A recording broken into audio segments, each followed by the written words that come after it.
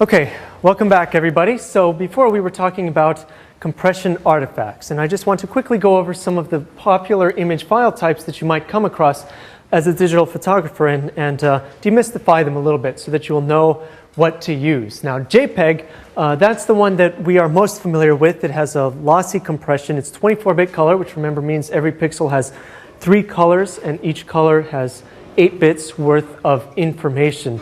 Generally, for photographs, this is the one that you are going to almost always use. Alpha just means that it has the ability to do transparency, which you'll notice we can't have in JPEG, which is okay, but most of these other formats we can. So GIF, I talked about before with that run length encoding, where we saw the flags and we were able to compress those flags down to a very small size. That is a lossless compression, but the problem with that is that the color is only 8-bit. So though, and there's a little bit of a trick here, though the color you can actually choose from 24 bits worth of color, it's actually, you can imagine like a painter's palette. You can only pick 8 bits or 256 different colors from those and be able to represent a photograph with it. So even so, if you remember before, using that lossless compression technique with the run length encoding, if that wasn't bad enough for photographs, that's really a nail in the coffin. That produces some pretty bad images for us. So avoid GIF. Ping is also losslessly compressed.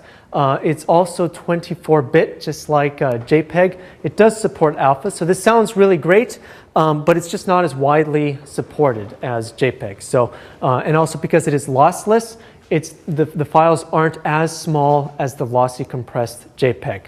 So everything is give and take here. So PSD, that's a Photoshop type file. I don't actually know what type of compression they use. If any of you happen to be on the Photoshop team, please tell me. And they can actually support 48-bit color, which, as you remember, means it has the 3 channels, and each one, and when I say channel, I mean it has the 3 colors, red, green, and blue. Each one is 16 bits. And it can also support transparency within layers, and we'll talk about Photoshop in the future. TIFF, if we are talking about needing the absolute highest quality from after you've processed a raw file out of your camera, for example, then you will probably save in TIFF because it is losslessly compressed. It is 48-bit. That means you get as much possible color out of it as you possibly can, and it is also fairly widely accepted. And as an extension to GIF above, it also has the animated GIF. So if you ever see dancing hamsters, that's the one. Okay, so I wanted to tell you a little bit about this class as well. I didn't want to go through this entire class just throwing information at you. So this class has 14 lectures. This is the first one. There are a few holidays interspersed throughout the semester. Be sure to take a look at the syllabus online for more information. The first one is next week. So unfortunately, I won't get to see any of you next week. And don't come because I will undoubtedly be sleeping. And so then after today, we start software, tools, and light 2 weeks from now, so on and so forth. And you can see that we have a variety of topics, including exposure. We do a lot of exposure because that's really important. Optics, where we talk about lenses and do some fun little math there. The histogram, which you may wonder, well, what on earth can we talk about an entire lecture on the histogram? Just you wait. I will surprise you with all of the information that we can learn. Software tools continued. As you can tell, this is a computer science class. We will be talking quite a bit about software tools, most specifically Photoshop.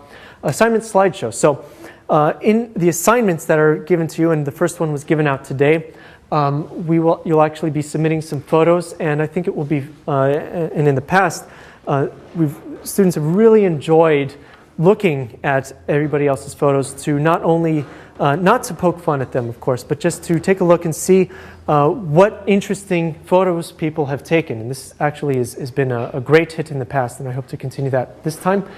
Digital cameras. And here, this is somewhat of a misnomer. We're talking about some of the technology specific to digital cameras, like digital sensors, some of the really funky stuff that differentiates digital cameras from their film counterparts. We have 2 lectures on that. Then color. So color is very important, and it's very difficult to be able to reproduce color accurately through the entire chain. So from the camera to your computer to print to web, for example, this is a big thing. And if the semester were longer, we would probably do more lectures on color, but there's only so much of that I can take, frankly.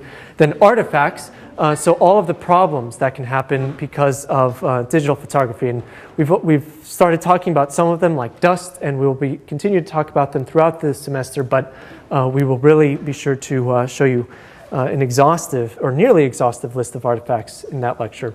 Finally, even more software tools where we do some final really fun Photoshop stuff, and then the final assignment slideshow the second. So in addition to the lectures, there are 4 assignments. You should consider them to be projects. They are 3 weeks long, except for the first one, which is 4 weeks long, because there's that annoying little Monday that we're missing next week. So be sure that you read them and start them early. Trust me, you'll have your hands tied with these, even though they look somewhat short at only 5 pages. But the class is very doable, so don't worry about that as long as you stay on top of it. There's also one final project where we don't really have anything to talk about that yet, but we will in just probably in a month or 2, and there's 0 exams. So just like, I have to say, the first semester I had exams, and then I realized, well, what's the point? You're not going to have pen and paper when you're out taking photographs and have to figure out, do I really need to be doing this and write down something like that? So none of that. This is much more practical than that. And finally, we will conclude the semester with the computer science fair that we share with Computer Science E75 Building Dynamic Web Pages, which unfortunately happens at the same time as us somewhere else in this building. But we will have a sort of a joint fair with them where you can show off your work. And last year, all the E7 stuff was much better than the E75 stuff. So I hope none of you are in E75, but I'm just telling you right now, we have high expectations for you.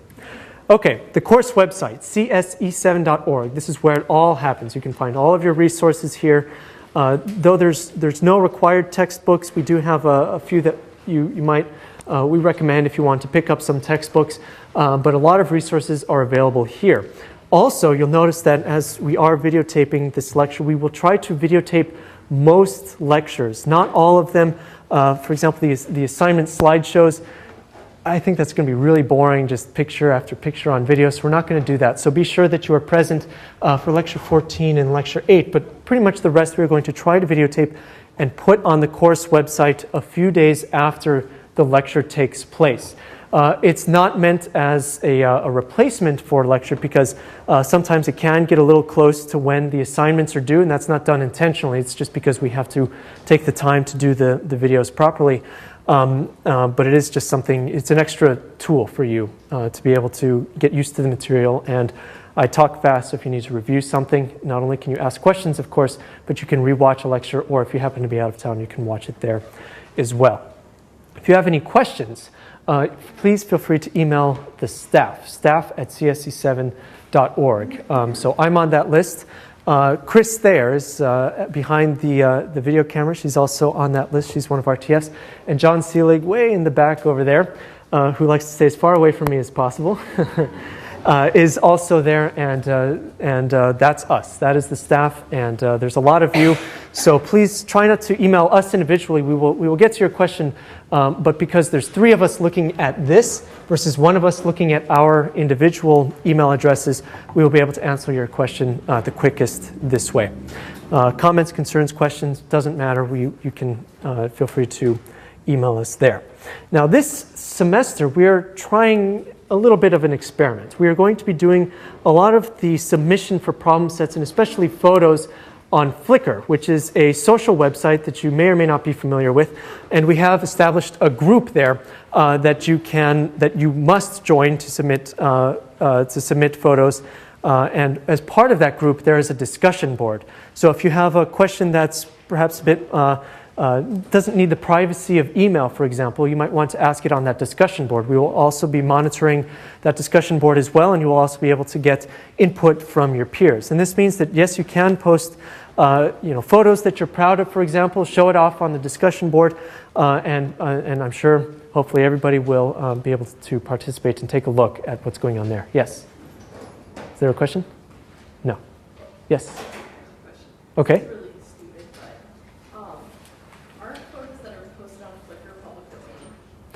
No, not necessarily. So photos that are posted to Flickr are not necessarily public domain. So they have, when you sign up for Flickr, or more specifically, when you upload photos, you can define the copyright level of them.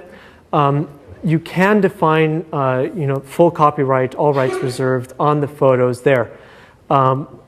There are a couple of caveats to that. One being is that it's on the internet, but you can set the photos to be private, which means that they will not show up on your Flickr profile. But when you add them to the Flickr group, when you submit and read through the assignment 1 for more details on this, they will show up to us. So there is a way that if you really don't want them to be visible to the outside world, you can set them private and still add it to the group. And only people that have access to the group will be able to view those photos. But in general, and we will be talking about this sort of copyright stuff much later in the course, in general, I'm an advocate of having slightly more loose copyright terms, especially if you post them on the internet, because someone is going to, if they like your photo, they're going to use it. Nothing is going to stop them on the internet from using it. And so rather than trying to deal with fighting for full copyright, because if you really want that photo to be absolutely yours and not disseminated at all, you wouldn't post it on the internet. We use, for example, even on the website, and for my own photos, we use what's called Creative Commons. And Creative Commons is slightly more lax than full-blown copyright, but you can actually select the terms that you would like. And so in this case, we say that you are free to take some of these photos and here, let me make it a little bit bigger. You can copy and distribute and transmit the work at will. You may even adapt the work, so you can take the photo and put a funny face on it or something, as long as it follows these conditions. So you provide attribution. So you say that it is from me or from the course, that you do not use it for commercial purposes, and that you apply these same conditions downstream, so that people that your derivative work or wherever you have posted it, those people that view it there can also perform these same steps. And this seems like more to the spirit, to me at least, of the internet, and also is a little bit more lax. You don't have to spend all of your time dealing with copyright issues. Yes? How would you indicate the Creative Commons versus the So on Flickr, there is a way to, they have built in the option to do Creative Commons. And you notice that here, this is some set of restrictions applied. You can actually, via Creative Commons, change the restrictions that are applied. So you can actually say, you know what, yeah, you can use this photo for commercial purposes. There's actually like a tool on Creative Commons website that you can use to help you pick the right one for you.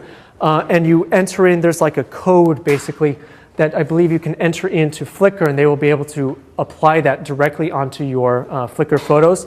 But on the website, we just use something because, frankly, this hasn't yet been tested in court very thoroughly. I'm just using something very simple like my name, some rights reserved, Creative Commons, BYNCSA, which is the sort of code for that. You provide attribution, you share alike, and it's non-commercial. But that's a whole bag of worms that, since I am not a lawyer, I frankly can't really get into. Okay. Moving on. So yes, join Flickr and join the discussion board and participate in all this stuff. This is going to be a fun semester for us, I think. So if you don't have a camera, don't worry too much about it. We do have some cameras available for loan, and these are the Panasonic Lumix cameras, DMC-V's FZ8. It's a handful of letters and numbers, but these are, though they are a couple years old, they are pretty decent cameras. They're pretty good. You'll be able to complete all of the assignments with them, and you can rent them from the Church Street Lab. So 53 Church Street, if you just go out these gates right here and cross the street, it's right there. That's Church Street. Just find the Church Street Lab, and you'll be able to rent them from there. These have the capability for RAW photos, which if you're going to bring your own camera, it must have a few capabilities. It must be able to take photos in the manual mode, so that means you must be able to set all of the exposure settings. And also, you must be able to take photos in the raw formats. If you have one or the other option, you can probably use the camera for a little while, but just note that we quickly ramp up, and you will have to be using both of those pretty quickly. Even in the first assignment, I think you'll have to be using the manual mode. So if your camera is not up to the task, not to worry. You don't have to buy a $3,000 camera and set of lenses. You can rent this from the Church Street Lab. I believe we have 8 available, and even though I fought them every single year, they still refuse to let students borrow them for more than 24 hours at a time. So do note that restriction, that you only have 24 hours with them before they do something bad to you. I'm not quite sure. So if you do have your own, if you have questions about it, you are of course more than welcome and to bring it to class, ask us questions about it.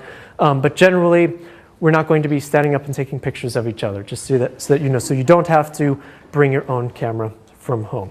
So generally, if you're familiar, and this is, I've noticed this is decreasing over a couple of years, but if you're familiar with film cameras and you're new to the world of digital photography, you'll notice that there's a lot of similarity to film, particularly in how, especially a lot of the stuff that we've talked about today, there's a lot of similarity there. A lot of the terms are similar, but there are some differences, particularly when we get to talking about Photoshop, when we talk about some of the specifics of digital cameras and the way that digital cameras respond in certain lighting conditions.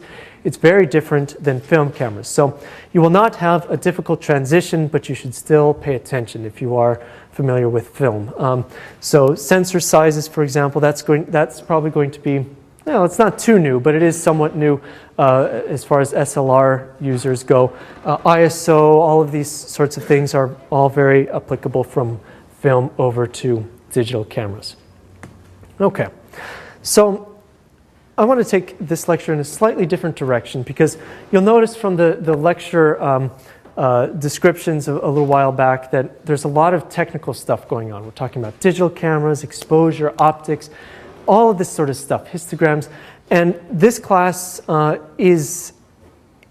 we do reference the artistic side of photography, this is not an artsy class, so to speak. We focus on primarily on the technical details. And the idea is that by understanding these technical details, by understanding what all of this stuff means, you're then more free to express yourself creatively.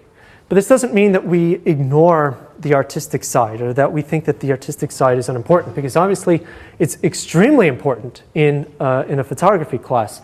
But what we're saying is that we just think that to get the full experience, you might have to go to, in addition to this class, another class as well.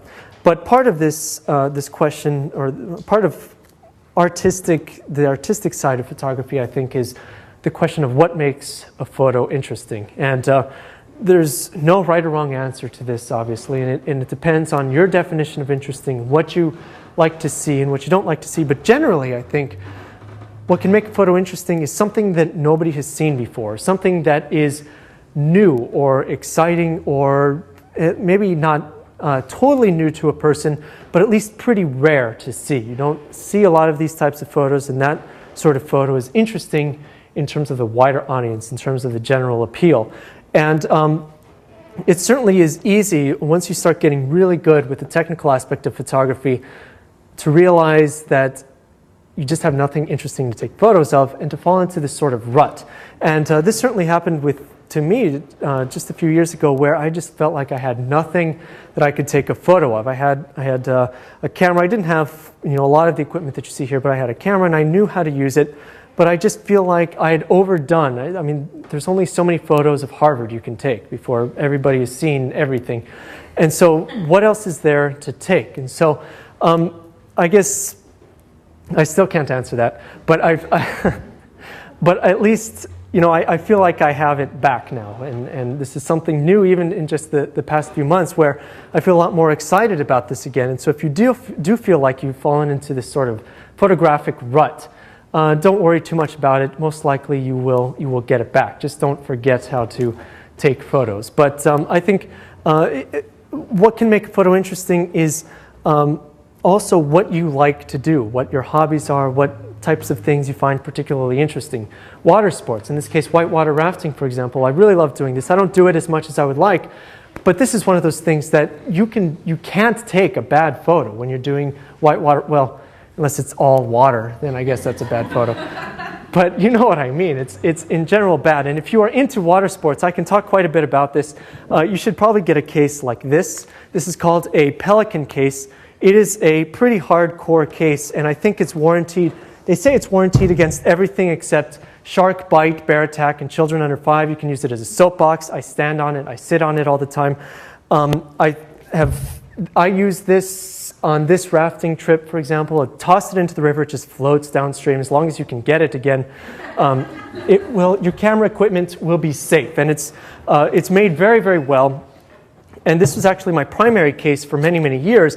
But the problem is that even empty, it's just a little bit heavier than what you would like in a camera case. And also it's rigid, so you are limited by the volume that is inside of here. And so this doesn't look very big. As you can tell, it's not going to fit this lens very well. It's not even going to fit this lens very well.